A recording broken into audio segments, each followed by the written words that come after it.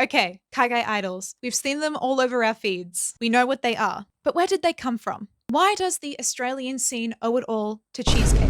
This is part 2 of Kaigai Idol History with your unqualified historian and Australian Kaigai Idol, Labki from A-MUSE.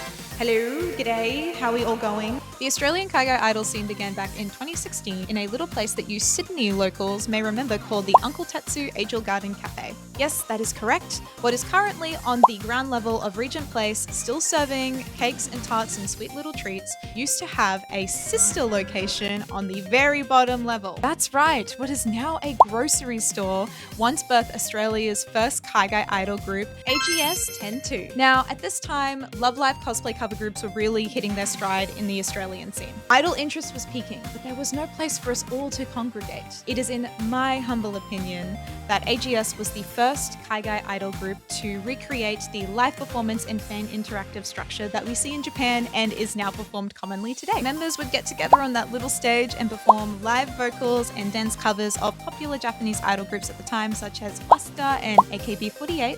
Fans could purchase checky tokens to support their favorite member. They hosted maid cafes, cosplay events, and regular performances that kept fans coming back every week to watch them perform. With a place to call home and a heavy consistency of performances, a steady culture of idol fans began to grow in Sydney. In 2018, MUSE launched their first sub-unit Citrus, and in 2019, A-MUSE project in Brisbane launched Pulsar. These groups and many more would all feature on the AGS stage.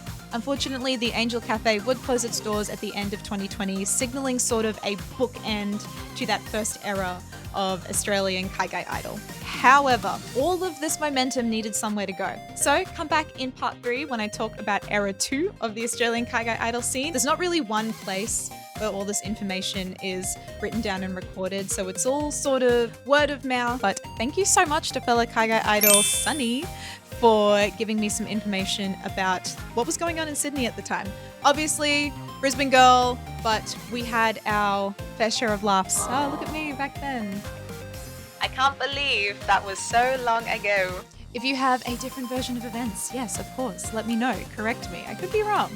Part 3 is going to get more into the local groups and the groups that you see currently in the scene, so look forward to that, and I'll catch you in the next one. Bye!